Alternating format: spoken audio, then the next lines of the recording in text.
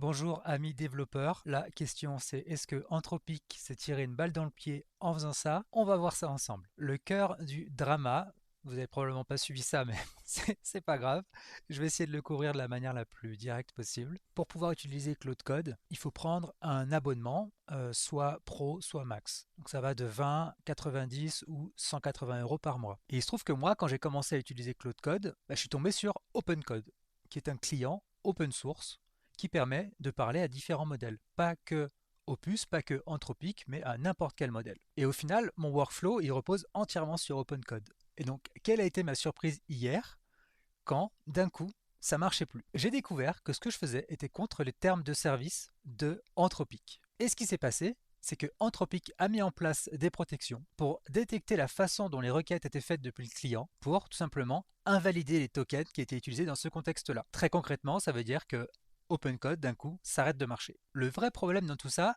c'est qu'il n'y a aucune communication en Anthropic. C'est qu'ils ne disent absolument rien. Et ce qui est en place à l'heure actuelle, c'est une espèce de jeu du chat et de la souris entre les contributeurs sur le plugin de connexion d'OpenCode à Anthropic pour corriger le problème en temps réel. Là, à l'heure actuelle, ça fonctionne, mais Anthropic pourrait encore plus durcir les choses et faire en sorte que ça ne marche plus. Ça a mené notamment à cette issue pour Claude Code, où il y a plus de 300 personnes qui sont venues sur ce GitHub pour dire s'il n'y a pas accès à OpenCode avec mon abonnement Claude Max ou Claude Pro, j'annule mon abonnement. Quand je dis que ça casse les termes de service, c'est vrai que fondamentalement, Anthropic peut faire ce qu'ils veulent. C'est une entreprise privée, ils peuvent très bien décider de couper ça complètement. Mais fondamentalement, ça pose aucun problème pour eux, parce que je suis toujours contraint par les mêmes limites, et je paye toujours. C'est pas comme si on avait trouvé une faille pour ne pas payer Anthropic. On paye pour utiliser Claude Opus, sauf que au lieu de le faire dans Claude Code, on le fait dans OpenCode. Ça ne change rien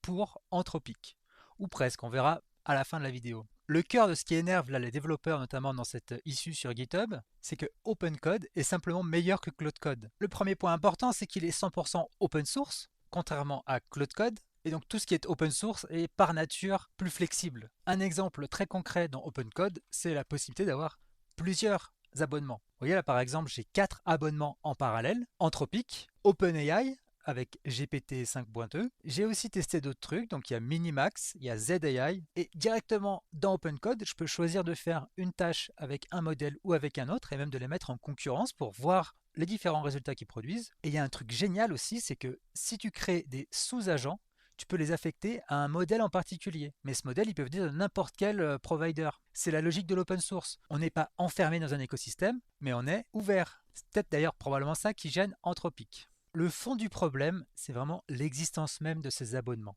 Là, vous pouvez voir, pour Claude, on a accès à 3 formules, une à 18 euros par mois, une à 90 euros et une aussi à 180 euros par mois. Sauf que le principe de ces abonnements, c'est pas de vendre l'accès à l'API au coût réel. L'idée, c'est de maximiser leurs revenus en vendant des ressources qui sont inutilisées. Bon, vous ne trouverez pas de communication qui explique ça de manière aussi précise, mais concrètement, c'est ce qui se passe.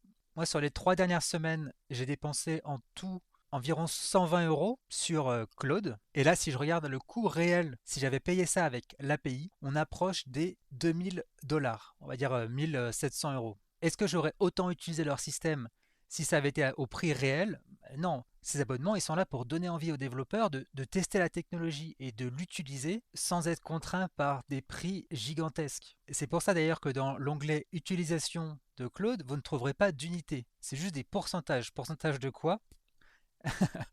En réalité, les ressources à disposition, elles sont variables d'un jour à l'autre ou d'une semaine à l'autre. Un jour, vous allez pouvoir utiliser 100 000 tokens, le lendemain 200 000, un autre jour 50 000, ce qui fait d'ailleurs que c'est un peu compliqué à comprendre comment est-ce que mon usage varie autant alors que je fais globalement les mêmes choses. Mais ça fait partie du deal. Que je fasse ça dans Claude Code ou dans OpenCode, c'est la même barre d'usage qui est utilisée, il n'y a aucune différence. Ce que ça révèle quand même de la part d'Anthropic, c'est qu'il y a une volonté de contrôle.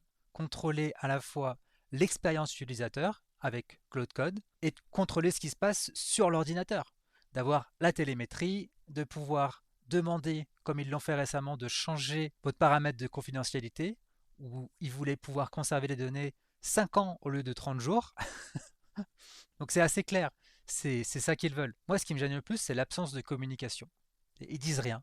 Et tout ça, ce qui est bête, c'est que ça amène juste à une vague de résiliation de la part de développeurs. Donc c'est exactement comme s'ils se tiraient une balle dans le pied. Alors moi, mon positionnement, c'est que je vais continuer à l'utiliser tant que je peux dans OpenCode. Pour moi, c'est la meilleure façon d'utiliser les modèles d'IA pour le développement. Tant que ça marche, tant que le jeu du chat et de la souris continue à être en faveur d'OpenCode, je continuerai à l'utiliser comme ça. Quitte à ce que mon compte se fasse bannir d'ailleurs. Qu'est-ce que ça change s'il se fait bannir? Je recréerai un autre, c'est pas grave. Ce qui me gêne le plus, c'est que c'est vraiment le modèle que je recommande. C'est Claude Opus 4.5. J'en ai testé d'autres et je trouve vraiment que c'est le meilleur modèle. Mais c'est gênant parce que si Anthropic décide de vraiment verrouiller au maximum, et ben au final on s'appuie sur un modèle qui est enfermé dans une prison. C'est triste. Pauvre modèle. Pensez au modèle, sauvez les modèles. Et leurs actions m'ont poussé à faire une chose, à tester un vrai concurrent de Claude Opus. Et ce concurrent, c'est GPT 5.2 en mode high. Alors, ça ne veut pas dire qu'il a fumé des choses qu'il ne fallait pas, ça veut dire qu'il va réfléchir beaucoup. Ce modèle, il est aussi impressionnant que Claude Opus au niveau du résultat, voire même meilleur parfois. Mais il y a deux choses que j'aime pas. La première, c'est que j'aime pas l'interaction avec lui. Avec Opus, j'ai l'impression d'avoir une discussion avec un développeur compétent, alors qu'avec GPT 5.2, j'ai plus l'impression de parler à un robot, voire même il ne me répond pas en fait. Je lui dis fais ça, il le fait, et voilà. À un moment, j'ai eu une mauvaise interaction avec lui où il n'arrivait pas à mettre en place l'environnement sur mon PC et il me parlait un peu comme si j'étais une merde, quoi. Pas une très bonne impression, mais il est bon. Non, l'autre truc qui me gêne plus, c'est que il y a en gros deux abonnements intéressants. Il y a celui qui a 23 euros par mois, TVA comprise, et celui qui a 229. Soit tu payes 23 et comme moi, tu te retrouves bloqué en 2 secondes. Voilà, ma limite a été atteinte. J'ai juste dit salut. Non, je l'avais déjà testé cette semaine et j'ai vite atteint la limite avec l'abonnement à 23 euros. Mais de là à payer 230 euros par mois, la marche elle est assez haute quand même. Moi j'étais confortable avec 90 euros par mois, je me dis oui, ça va. 230 ça me fait réfléchir quand même. Mais voilà, en conclusion, pour moi, Anthropic se tire juste une balle dans le pied en voulant fermer son écosystème. On est dans un contexte qui est extrêmement effervescent du dev assisté par IA et c'est pas le moment de fermer les choses, c'est pas le moment de verrouiller. C'est le moment d'attirer un maximum de développeurs et de fermer plus tard. Ils sont bêtes chez Anthropic, ils n'ont pas compris la séquence des événements. Priver les devs du choix de leurs outils, c'est juste une mauvaise approche, quelque chose qui va aller au détriment de leur propre business. Voilà, c'est tout. Dites-moi ce que vous en pensez en commentaire. Si vous avez apprécié la vidéo, likez et abonnez-vous pour les prochaines vidéos. Je vous souhaite une très bonne journée et je vous dis à bientôt. Salut. Oh, regardez, il y a de la neige dehors. Waouh, c'est trop bien.